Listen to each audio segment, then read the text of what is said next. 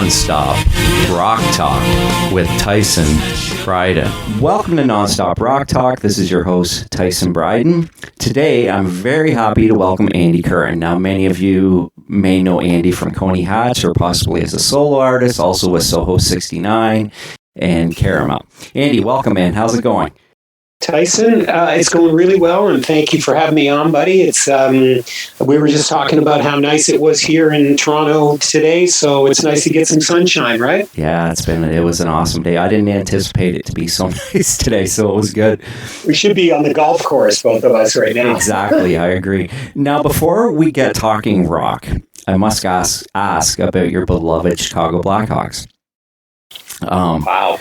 Yeah. Okay. Yes. How are they making out this season?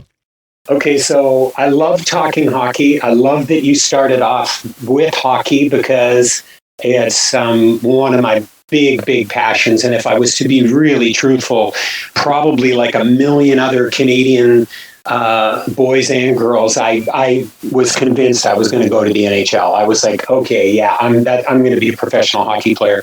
Anyway, quickly learned that I was far too skinny, and there was a lot better players out there than but I can proudly tell you I still, pre-COVID, I was skating 3 times a week and, played hockey all the way through right up into high school. When I went to De La Salle, I played for the junior and senior team there, and then put together a little rock and roll all-star team that had Larry Gowan and the Gowan brothers on it, and the boys from Brighton Rock, and a couple guys from Coney, and some guys from City TV and Live Nation. So hockey somehow seems to weave its way into my life in many areas. But the Blackhawks this year, to answer your question, I must admit, as a hockey fan, and watching hockey in COVID, it's been sort of tough to get excited about it because it felt kind of fake to me. There was no fans in the stands, and I was just like, how are these players getting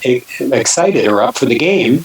And because we're all of us are in the same boat, it gets pretty boring at home just watching Netflix and stuff. So I was like, screw it, man. The hockey season's on. I got the NHL channel, and I've pretty much watched every single Blackhawk game last season and this season, and was excited to see him beat Edmonton in that sort of wild card round.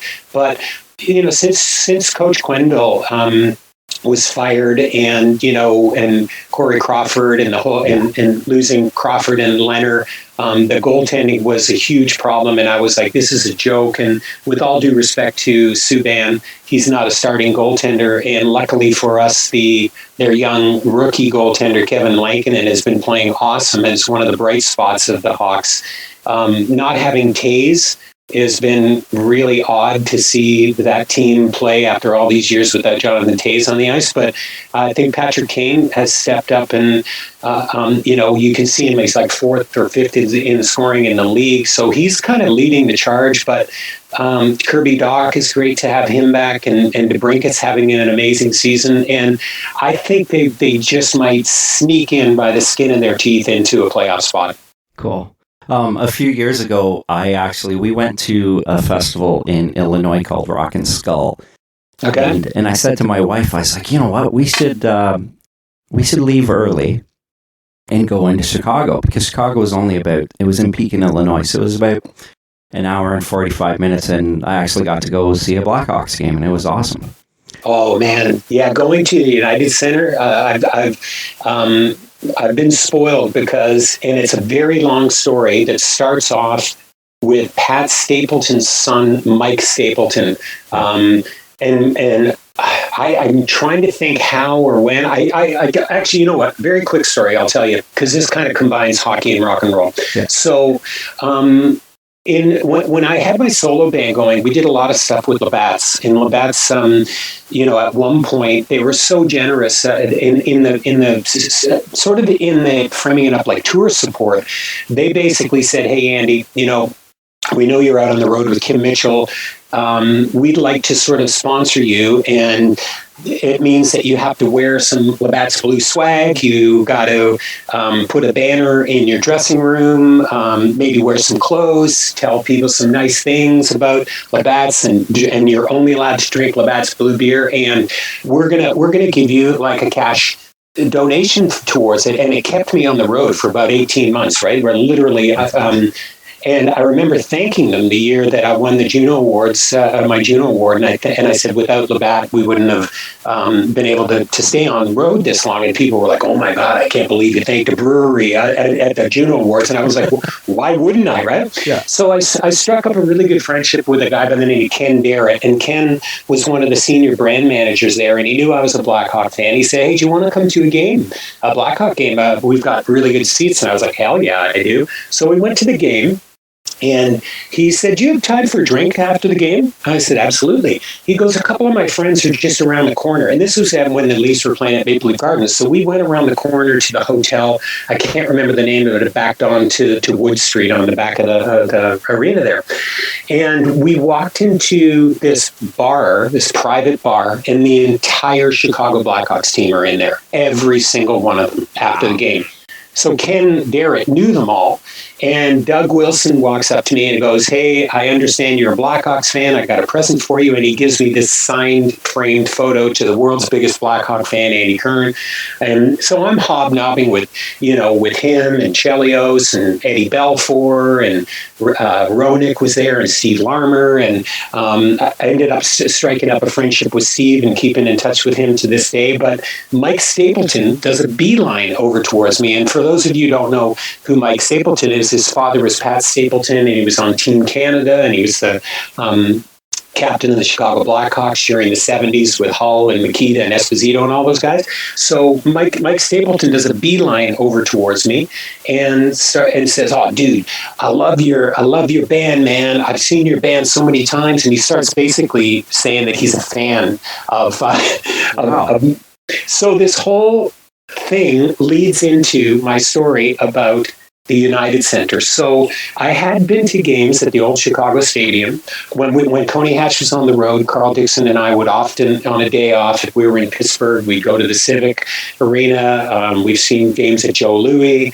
And anytime we had a day off, we would buy a ticket. So Carl and I and a couple of the guys on the crew went to a game at the old Chicago Stadium. But when it came time for what I call the mini dynasty, when the Hawks won 3 Stanley Cups in the period of a very short time, through Mike Stapleton, I met the equipment manager and the trainer, and then next thing I know, when Rush is on tour and I'm working with Rush, I'm inviting those guys to Rush gigs, and Seabrook's coming out, and and Dave Bolin and all these guys. So now I'm having a love-in with the Blackhawks, and I'm actually, I'm hobnobbing with the guys who work for them, some of the guys on the team. So when it came time for the playoffs, I said to them, "Can you get me," when the Hawks were in the finals every year for 3 years in a row, I went to Game 5 and got to see, they didn't win the Stanley Cup, but it's as close to you can get as winning the Cup. But as you would attest to, because you've been to the United Center, the place is off the hook. What an atmosphere to see a game there. And for me, the 3 years the Hawks won the Stanley Cup playoffs, not only did I get to go to the games, but I was invited up into the ambassador suite where Tony Esposito, Stan Mikita, Denny Savard, Bobby Hull are all hanging up there drinking. And I'm wearing this Hawks sweater that my friend got made, and it's got 21 on one arm, 9 on the other arm, and 35 on the back. And I'm not even lying. All at the same time, Tony Esposito's wife comes up and goes, "Tony, look at Andy's sweater here. Look at this. Come and sign it." She's got a Sharpie. So it was one of these moments, dude, where I was like, what is going on here? I've got Bobby Hull, Stan Mikita, Tony Esposito, and Denny Savard signing my sweater at a Blackhawks playoff game. It was surreal. It was unbelievable. That's so awesome. Yeah, so that's a good Blackhawk story. I know I burned up a lot of time talking about the Hawks. That's good, man. I mean, I often say that, and sometimes I'll say, yeah, it's rock talk, but if we get onto sports, because I'm such a big sports guy, I have no issue with that because I can talk sports forever as well. So, oh my God, it's become an obsession. I've got far too much Blackhawks stuff at home, so much so that I actually donated some to the Hockey Hall of Fame this year because I just thought somebody's got to enjoy this stuff, and I get lots of presents from my friends who will come and go, "Hey, Andy, I got you another Blackhawks cap," and when they leave, little do they know I've got like 30 Blackhawk caps, you know? I seem to remember, I think it was it on the Power Hour, but it was on Muchmusic. You were on one day, and was it Blackhawks hockey cards or something that you had? Or I don't know if you recall that. Well, I do. For a while, like as a youngster, my brothers and I collected hockey cards and SO power players and all those things, right? But what I started doing, Tyson, when I started to get to be obsessed with the Hawks, I would trade every single one of my cards for a Blackhawk card. So my hockey card collection is all Blackhawks. So you're probably right. Cool. Yeah, that's so cool. Yeah, that's awesome. Now, before we get into things of the past, I'm curious let's switch over to music. Yeah. What's happening musically for you these days? Of course, we're in COVID, but I mean, even before that, and I know you were involved with the Alma Combo there for a little bit. I don't know if you're still doing that. What are you up to? Well, musically, the timing is quite good for me to tell you that anybody who's familiar with Coney Hatch would know that we actually played a live stream show at the Alma Combo, but we actually filmed and recorded it. So one of the things that we offered someone when they bought a ticket for that show to see it, a live stream, you could basically build a bundle and say, yes, I would like a version of the vinyl when you finished it. And so a lot of people pre-ordered the vinyl copy of Coney Hatch Live at the Alma Combo, and we were pretty psyched about doing that because we never had a live record. Yeah. So literally last week we finished, and we did this really bootleg. When I say we, the entire band was involved. So we got the audio from the show. And then my friend and Juno Award winning engineer mixer Vic Florencia mixed the record for us. And then we worked with our merchandising company, and online on the Coney Hatch website, you can order or pre-order a double album of Coney Hatch Live at the Alma Combo. And the set list is what we like to say are sort of mini best of. Like we covered all 4 albums. And what we decided to do in terms of packaging was we wanted to treat it a bit like a bootleg because we only did 300 copies of this thing. So what we did was we got white covers. We had a rubber stamper that every cover was individually stamped. And so your copy would be different from mine because the stamp might be in a completely different area. Yeah. And so out of the 300, we signed the band autographed 100 of them. So you'll love how this reminded me of the Killer Dwarfs video when they were putting the stuff on the clothesline, right? Yeah. So the blank white covers arrived to my house in Burlington. I sign 100 of them. I put them in a box. I ship them up to Dave Ketchum in Thunder Bay. He signs 100 of them. He puts them in a box, sends them to Halliburton. Carl Dixon signs 100 of them and then drives them to Toronto. And Sean Kelly signs 100 of them. They send them back to me. My daughter and I have this little sweatshop going in the basement. We got some friends. We got some tequila, and we start stamping the Coney Hatch logo on all of them, right? This is awesome. Yeah. And they all have a little, like we kind of borrowed the idea from the Cars. If anybody's a album collector out there, you can find a Cars bootleg Live at the Alma Combo, and it's a plain white cover with a stamp that says the Cars Live at the Alma Combo, and then the insert is really just a little 8x10 sheet that has a picture of the band, has the set list, says the date. So it's very much like I can guarantee anybody who bought this thing, that record passed through every single member of Coney Hatch's hands, was signed, and then it's going to be mailed out. And we just started making a CD version of it. So that's one of the projects that is now ready and is being shipped out. And I want to, for anybody that's listening, I want to thank them for their patience, because that was back in October, and due to COVID, they're only shipping right now. So everybody was quite patient with us. We got a few emails going, where the heck's my album? I paid for it, right? Yeah. So it's all shipped out. But while that was happening, Carl, Dave, and I, and Steve Shelsky, when we had recorded Coney Hatch 4, we actually recorded a couple extra songs, but they were only bass and drums. And when COVID hit, Carl and I started talking about, well, we should finish those 2 songs. So we called up Sean Kelly and asked him if he'd be interested in finishing them with us, and he was over the moon. So again, we went in the studio with Vic Florencia, and we finished off 2 brand new songs, which we're figuring out right now, Tyson, whether we're going to add them to a live in Germany, which we recorded a live show in Germany about a year and a half ago, and maybe bundle it with that, or maybe, because we're talking to a couple of different labels. One of them is in Los Angeles, and they might want to bundle all of this stuff together that I told you about, and put together a new Coney Hatch record. So that's on the Coney Hatch front. And then there's another really interesting project that I'm involved in, where I had met a young female singer-songwriter, vocalist. Her name is Maya Wynn, and she's from Portland, Oregon, and she's about 24 years old. And it's too long of a story to tell you how I was connected with her, but I have a very close friend who's also a great engineer and a guitar player, and his name is Alf Annabellini. And Alf, good Irish Catholic name there. And anyway, he and I started working on material that is nothing like Coney Hatch and nothing like any of the material that I've ever written. I'm a big fan of bands like Massive Attack and Thievery Corporation, which is very much like ambient.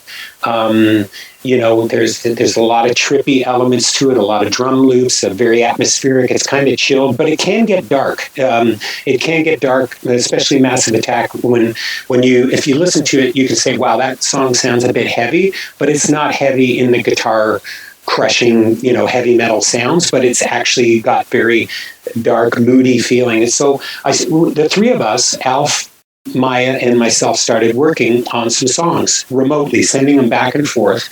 And one day I just happened to be talking to Alex Lifeson, because I still have a very long friendship with Geddy and Alex and still work with them in certain capacities. Yeah. And Alex said to me, hey, dude, what are you up to? Like, I know you've got work stuff on, and but I know you've got a recording studio at home, and what are you up to? So I told him about this project with Maya and Alf, and he said, oh, well, that sounds really interesting. Would you send that to me? I'd like to hear a couple of those songs. So I did. I emailed him a couple MP3s, and literally within half an hour, he called me back and said, I love this. I want to play guitar on it. And I honestly was speechless, because you're talking to a guy. That's amazing.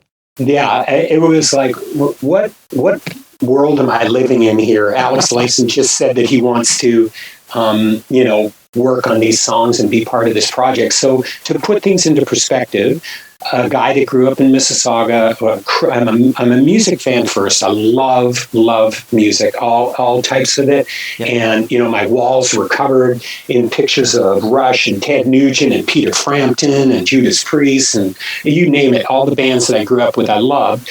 I went to Maple Leaf Gardens so many New Year's Eves in a row to see Rush in Massey Hall. I was there at All the World's a Stage when they recorded that. Wow. So fast forward, when I started working at Anthem Records and I was there, A&R guy and working with them, that alone was surreal to be working with them. But we never ever spoke about creative working together. It was always Andy's at the label, he's part of the management, and there's Rush. And we even spoke about my career.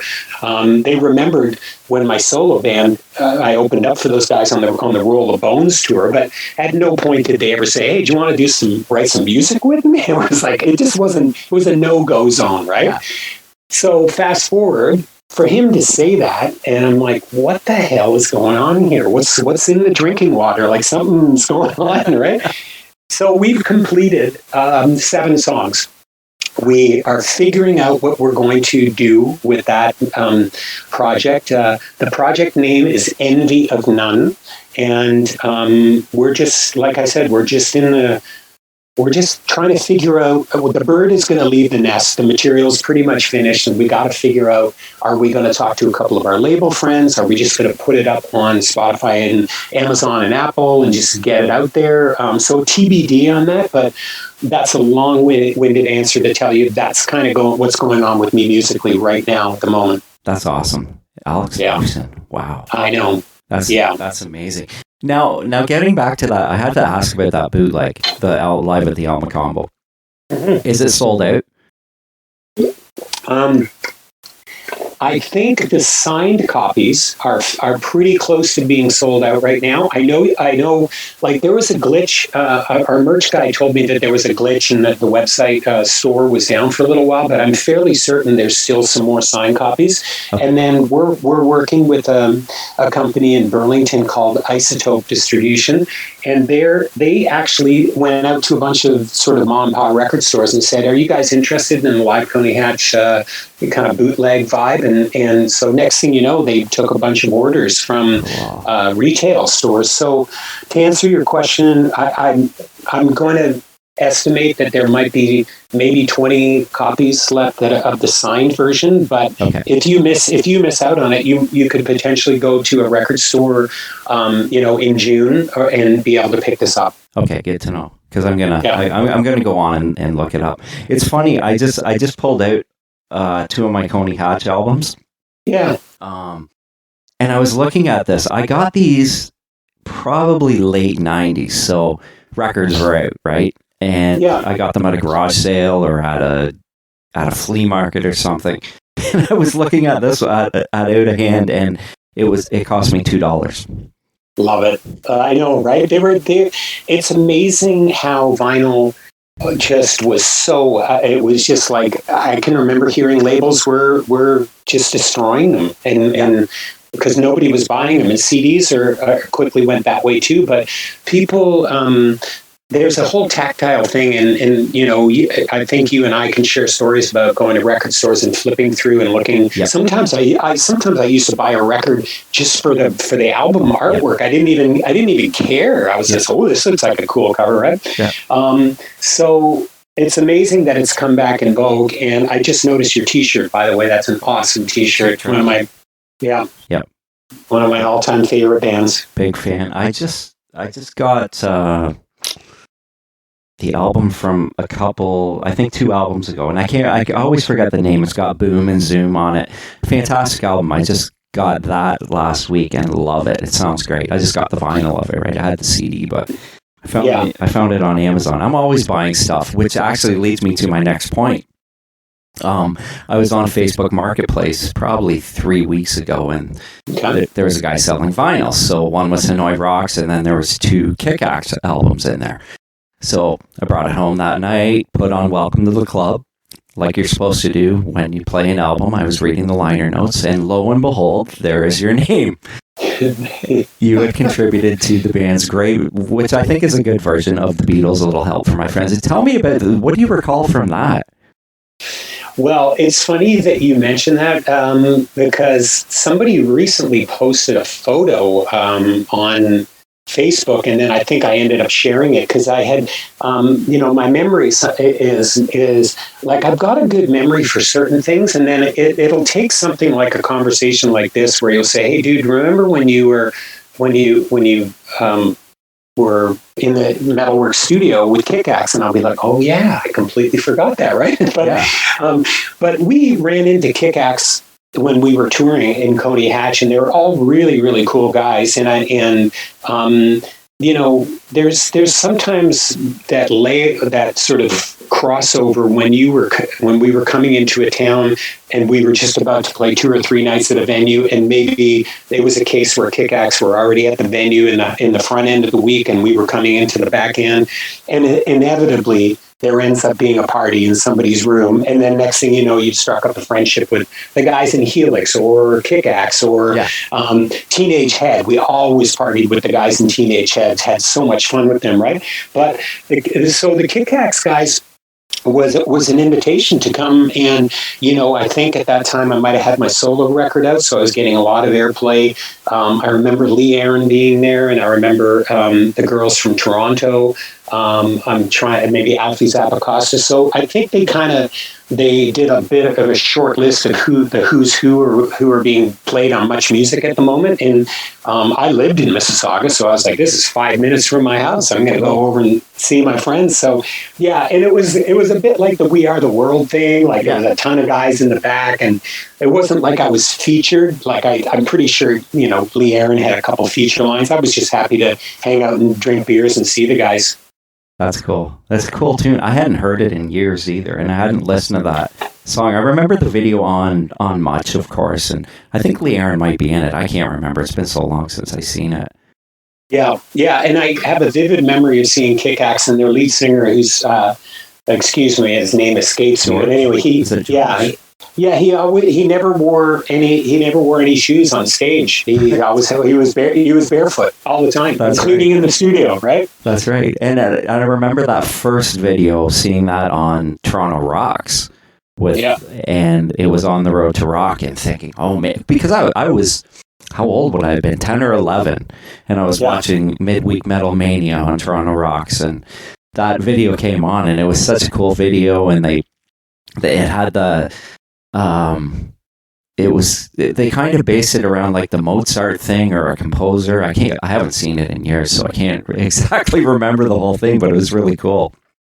I remember, I think I said to George, like, man, you got big balls, buddy, because I certainly would not be going on stage without any shoes on, because, half the places we played, there was broken glass everywhere, and these stages had a million bands on them, and some of them were wood, some of them were concrete. So God knows what happened to his feet. Well, you'll have to ask him one day if you get him on. Yeah, hopefully I will get him on, because I was a big fan of them as well.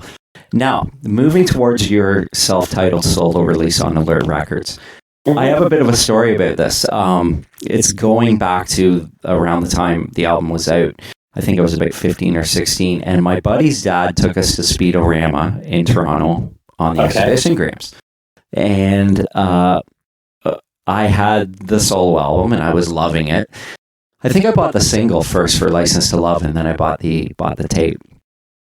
So anyways, well, it turned out you were there doing a signing or something.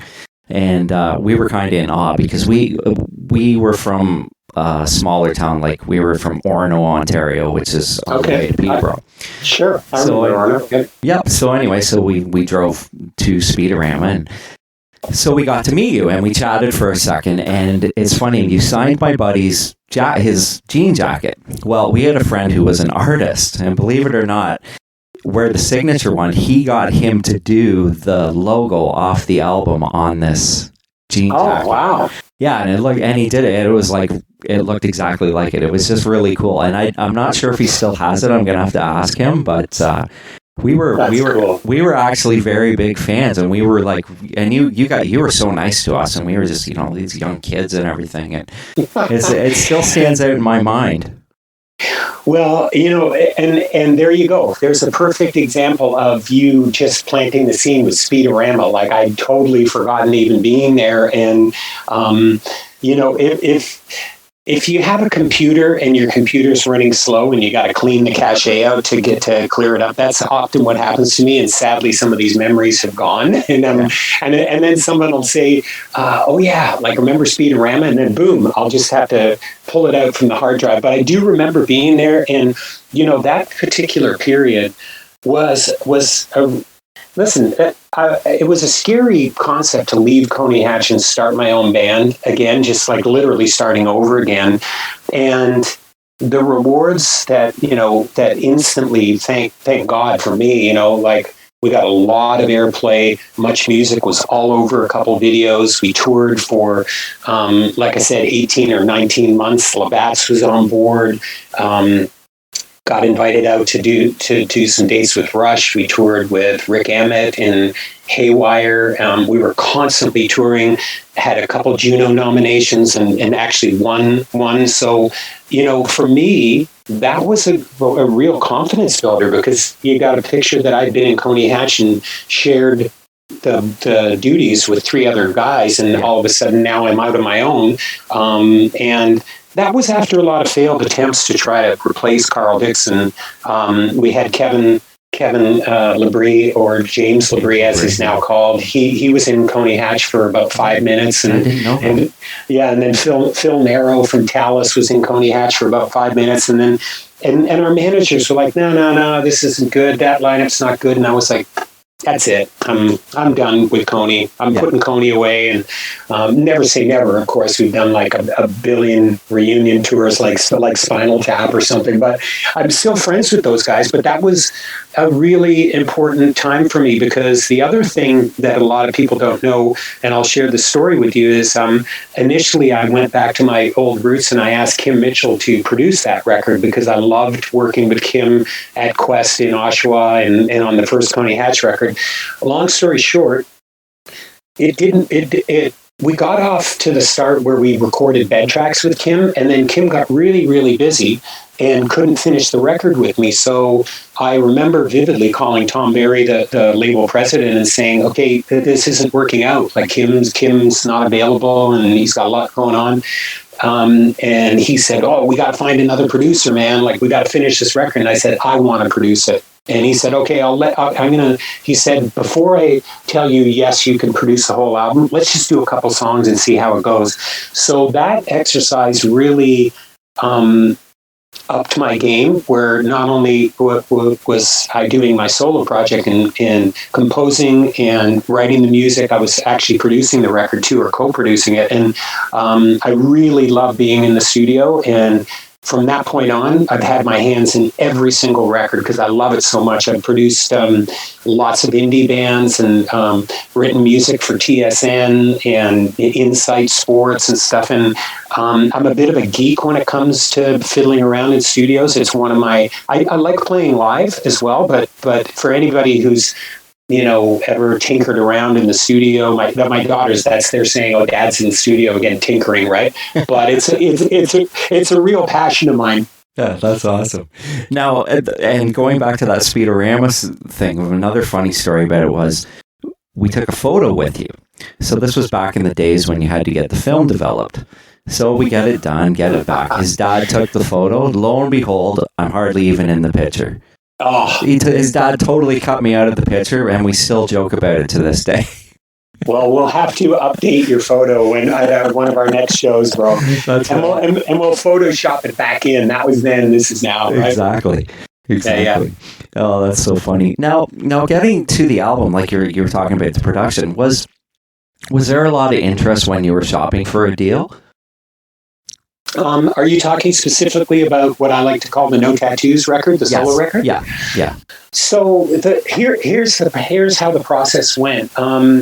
Again, just trying to take a leap of faith and literally having no man. I left Coney Hatch, so I really didn't have a manager. I didn't really have a band. I reached out to some friends of mine. There was a studio in Scarborough, actually, called Studio B, and a friend of mine, Bill Petrie, worked there. And I just thought, what the hell? I'm going to spend a couple of grand, and I'm going to go in and do some songs on my own and see how they turn out. So I went in and I did some demos, very similar to the path that Coney Hatch took, but Kim will produce those demos that eventually got us a deal. And when I finished about 4 or 5 songs, Tom Barry, who had been the A&R guy at Anthem Records, had left Anthem Records and started Alert Records, and Kim Mitchell was on the label. And I thought to myself, wow, well, maybe the first guy I should play it for is Tom Barry. Like that's I'm not going to have to go out and make 1 million copies of this and send it to all these labels or hire a lawyer. And so I started with Tom, and he loved it immediately. He was like, dude, this is amazing. Like, we got to do a record together. Let's go. And so, again, I really consider myself lucky. It's a lightning strike moment when Pi Dubois came to see us at the Gasworks and told Kim about us, and next thing you know, we're in the studio with Kim Mitchell. Like, those things don't happen every day. These are pivotal moments in an artist's career where you go, oh my God, Curran's got horseshoes up his ass, because I do. I continually get these chances and these opportunities. So Luckily for me, I played it for one person after I finished the demos in the industry, and that was Tom Barry, and he said, "I'll do a deal with you in a heartbeat. Let's go." Wow. Well, I mean, I've been listening, like leading up to our interview. I've been listening to it quite a bit again, and I hadn't for quite a while. And I think I like it more now than I did back then, and I really liked it back then.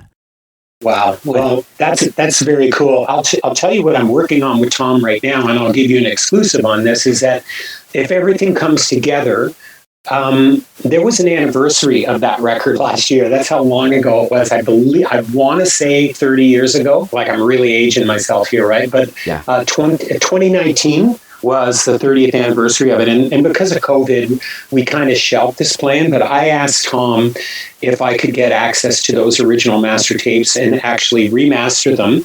I've got some demos from that period, and I've got some live recordings of that time when that band was together, and like sort of from 1991 to 1994-ish. And I said, let's just call this, an anniversary deluxe edition, and I'm going to add some stuff to it. And so literally at this moment, Tom and I are going back and forth to try to fine tune the terms of that deal.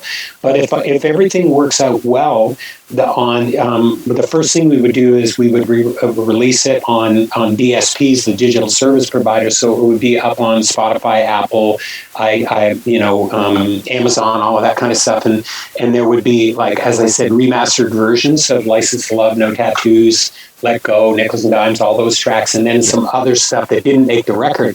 So, if anybody's following me or not following me on Instagram, I'll be putting up news if that deal happens, but that's what I'm working on as the next thing. That's awesome. Now, was that album on vinyl originally?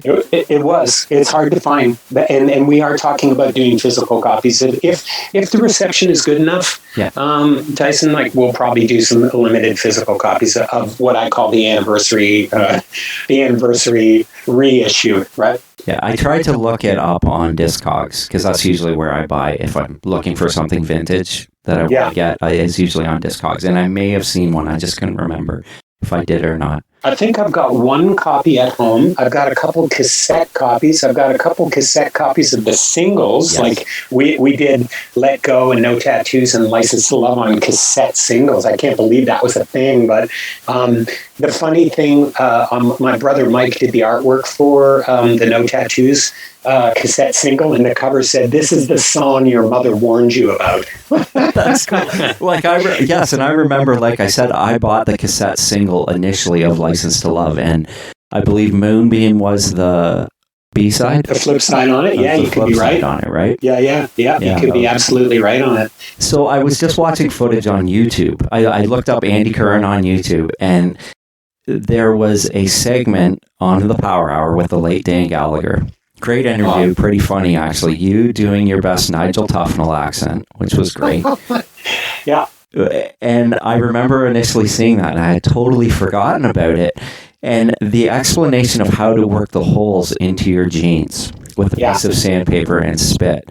Yeah. And I remember us back in the day, actually, I had watched that and told my buddy, same guy with the jean jacket, I was like, we got to try this and see if it actually works. And I'm pretty sure it did, but I don't know if it worked for you guys, right? Yeah, it was awesome. Dan Gallagher, God bless him. Like, I met Dan from doing a couple of interviews at Muchmusic, and we hit it off and we just got connected like a house on fire. The two of us ended up being inseparable friends, and we put together a little fun band called Dan Gallagher's Beat Heathens, and we used to play up in Collingwood. His parents owned this club up in Collingwood. That's so cool. Called the Mountain View, and we would do stuff like some Van Morrison and Rolling Stones and the Kinks and Louie Louie and Wild Thing and things like that. It was just a fun band, right? But so the thing that I'd like to mention about Dan Gallagher, he was such a talented guy. He had so much charisma. And when we had our little side project going, he said to me, "Oh, you know what, Andy, we got to record an album." And I was like, "Dude, we don't we're a cover band. What do you mean we got to record now? And he goes, well, I guess we better start writing some original material. And I was like, I guess we do, but it wasn't at the top of my list. Let's put it that way. Cause I was in my own band. I was touring, and he was relentless. He would call me up. Have you written our song yet? Have you got the song going? What's going on, man? And I had a little studio at that time too. And a couple of times he would call me and say, what are you working on in the background? Is that our song? And so finally, honestly, I mean this respectfully, because he's listening to us upstairs. I was like, oh my God, I got to write a song and get Dan Gallagher off my back. I got to give him something. He's driving me freaking nuts here, right? So this one day he calls me and he says, is that the song? I said, yes, it is. And he goes, I'm coming over to get it. So I burned him a CD, and I gave him this piece of music, and I handed it to him, and off he went in his Jeep. I can still picture him driving away in a convertible Jeep, slammed the CD into his car player, and he's got it cranked. The next day he calls me up. He goes, I've written lyrics for it. And I was like, okay, thanks for telling me that, Dan. Gotta go. And the next day, I've got more stuff for it. I've finished the song. And I'm like, cool. So he comes over to my house one day, and he says, will you record me singing it? I said, no problem. So I sat him down, put some headphones, put a mic in front of him, and doesn't he sing Digging a Hole? So he's written Digging a Hole, and it's not really finished, right?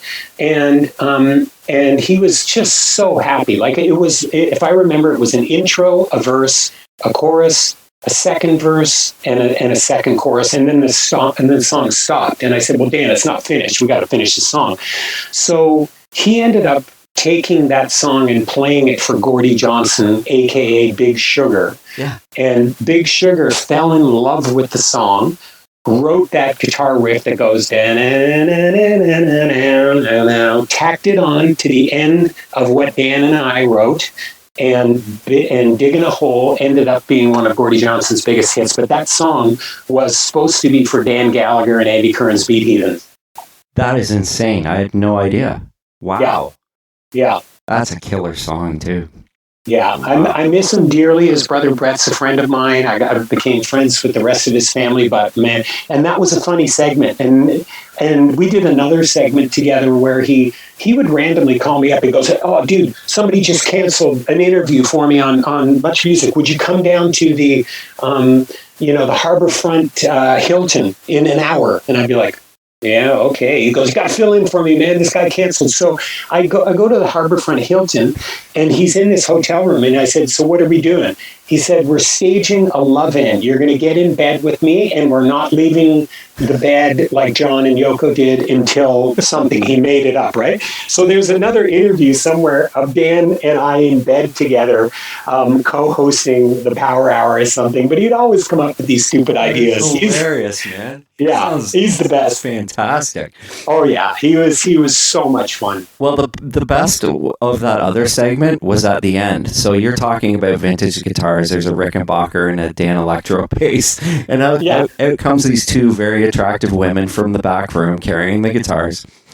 And I just laughed to myself because I'm thinking, geez, man, this would not happen today because somebody would probably be offended. And I'm thinking, but it was just that kind of old school, like Benny Hill type of humor. It was just all in fun, but it was so good.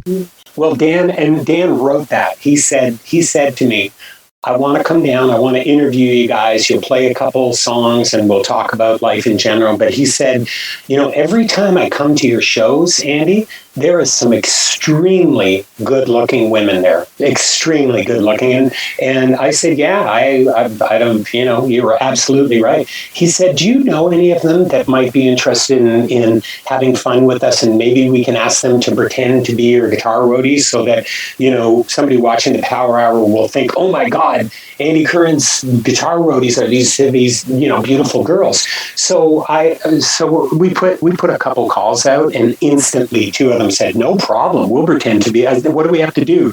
I said, literally, you just have to come out and do it like a guitar change, like you're part of our road crew. But Dan wrote that piece himself. It was so good. Yeah. But I just laughed because I know you probably couldn't get away with that today. No, I don't think so. That was then. This is now. It might be deemed, as the Spinal Tap guys say, well, what's wrong with being sexy as opposed to sexist, right? Yeah, Exactly. but yeah. What was the show that the game show that I can't remember the name of it, Dan? That was called Test Pattern. Test Pattern. Yeah. That was a crazy show. Yeah. Dan was the host of that, and he constantly was a source of creativity and ideas. We had a blast. We played a lot of shows, drank a lot of beer together, and had a lot of fun. Yeah, I miss him dearly.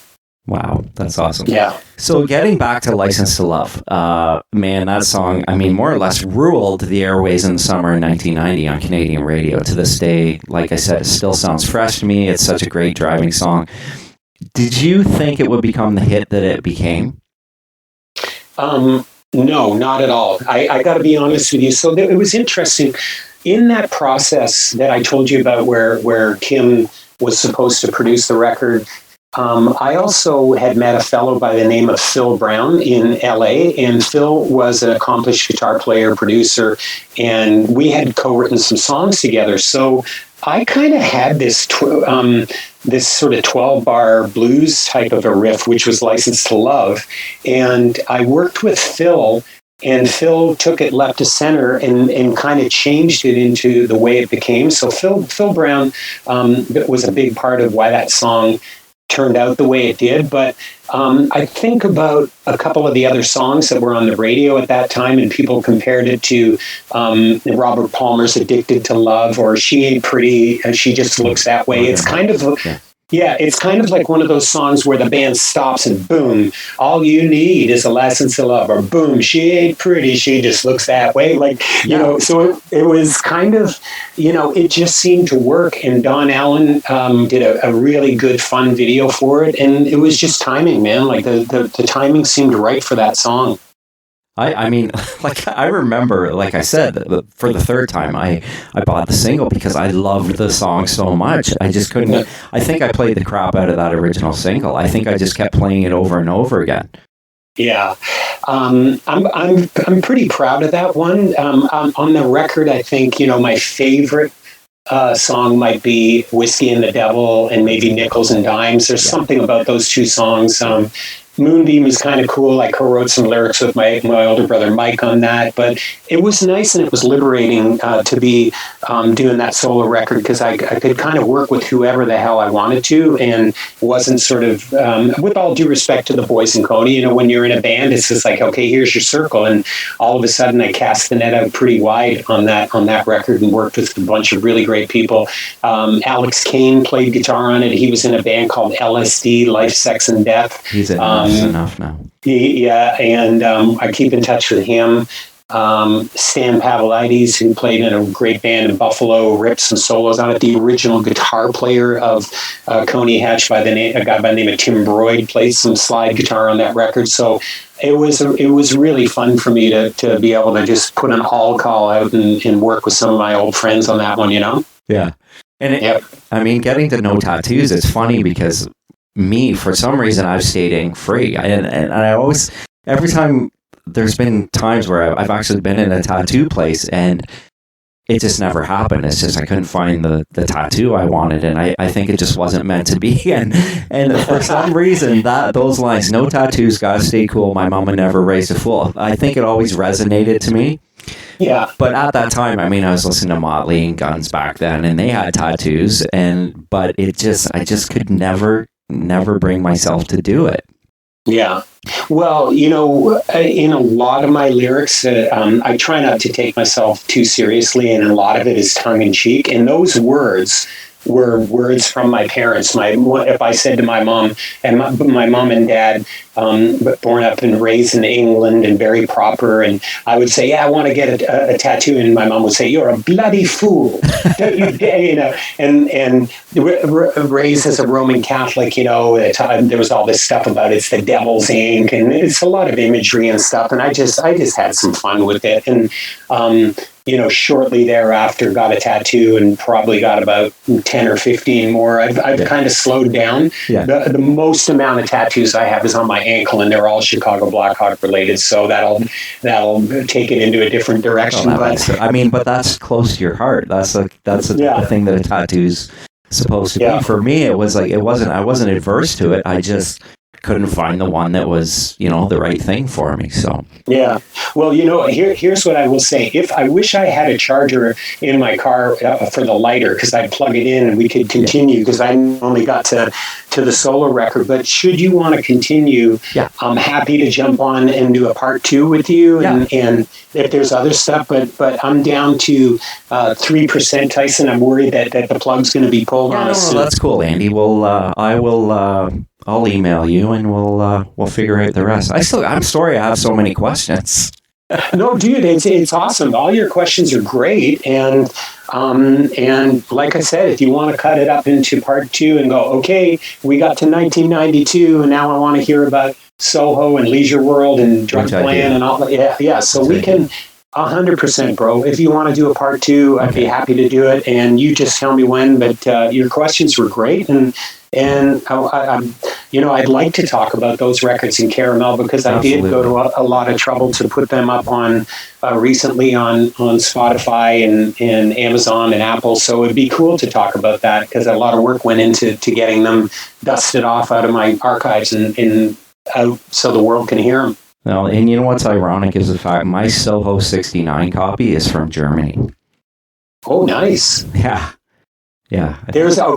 Keep that question, because there's a good story behind that. All right. Okay. About the German edition, because it's a funny story. But no, bro, you tell me, and I'm happy to do part 2 with you. And I really thank you for your time and having me on.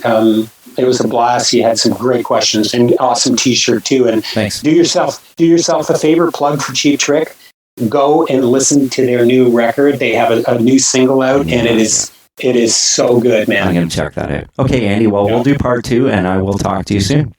Yeah, keep me posted, bro. Happy to jump on again, and thanks for your time. Okay, thank you. Have a good night. Cheers, man. Bye-bye. Bye-bye.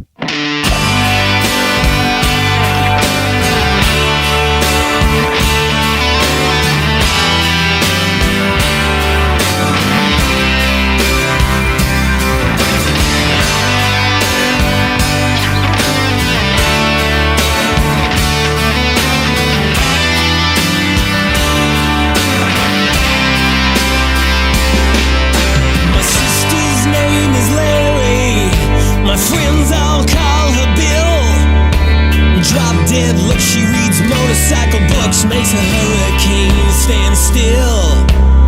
She don't wear no lipstick, don't wear no frilly dress. Bleached blonde hair, she likes men's underwear. She